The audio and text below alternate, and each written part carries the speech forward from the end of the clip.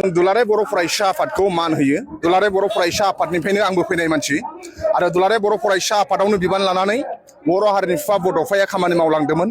दुलाराय बर' फरायसा आफादा अरायसम साफ्रोमबो बर'नि गोरबोफोराव दङ, जाय जिखि पार्टियाव थाया मानो।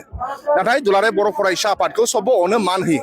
नाथाय आथिखालनि दुलाराय बर' फरायसा आफादनि आफादगिरि दिपेन बर'नि सायावसो आं बुंदों। आंहा दुलाराय बर' फरायसा आफादखौ आं जेबो बुङाखै। नाथाय दुलाराय बर' फरायसा आफादनि मानसिगिरियाव जिरायनाय दिपेन बर' बिथाङा जेरैबायदि एक्टिभिटिस खालामबाय थादों बे टटेलि पलिटिक्स आरो बिथाङा दुलाराय बर' फरायसा आफादनि मासियाव जिरायनानै बेफोरबायदि राव बाहायनाय बेफोरबायदि एक्टिभिटिस खालामनाया बे जोंनि थाखाय दुखुनांथाव बाथ्रा।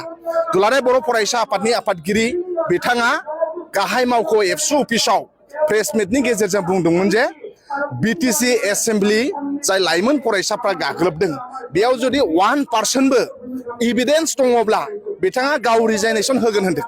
आं बावसो बुंदों जे दुलाराय बर' फरायसा आफादनि गोबां दैदेनगिरि इउनिभार्सिटि लेभेलनि कलेज लेभेलनि आरो दुलाराय बर' फरायसा आफादनि गोथार फिरफिलाखौ लानानैनो बिथांमोनहा एसेम्ब्लि सिङाव हाबदों आरो एसेम्ब्लिखौ गाग्लोबहैदों होननानै। बाव दुलाराय बर' फरायसा आफादनि गोथार फिरफिलायानो नुजादों। दुलाराय बर' फरायसा आफादनि गोबां दैदेनगिरि इउपिपिएलनि दैदेनगिरिफोर दङ। दा जों बेखौसो बुंदों। दिनै जोंनि थाखाय दुखुनांथाव बाथ्रा दुलाराय बर' फरायसा आफादनि आफादगिरिया इउपिपिएलखौ बासायनायनि सार्थआव बिथांमोना खामानि मावदोंमोन। थांनाय इलेक्सनाव इउपिपिएलखौ 100% देरहानो थाखाय बिथांमोना खामानि मावदोंमोन। नाथाय मानाव गेदेर हाग्रामा महिलारि सारखौ मोजां मोननानै रायजो राजाया बिपिएफनो भट होबाय। दिनै जों बिपिएफआ पावाराव फैनायनि उनाव दुलाराय बर' फरायसा आफादा नंबां जांबां खामानि मावगासिनो दंमोन।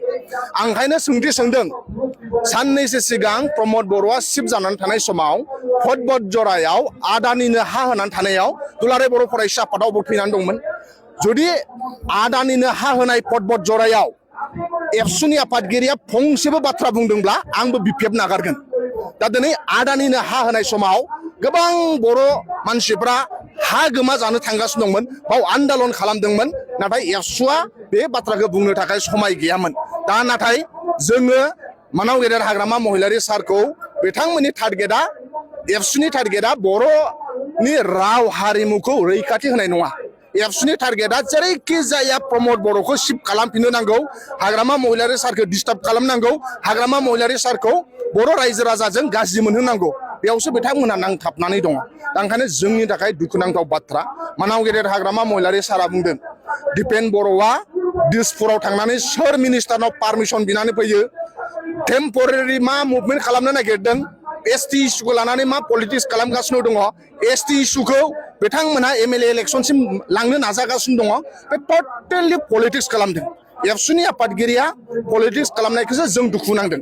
नाथाय जोङो एबसु बादि गोथार आफादखौ मान होयो, सनमान होयो। बड'फाया बावनो खामानि मावलांनाय, आंबो एबसुआवनो खामानि मावलांनाय।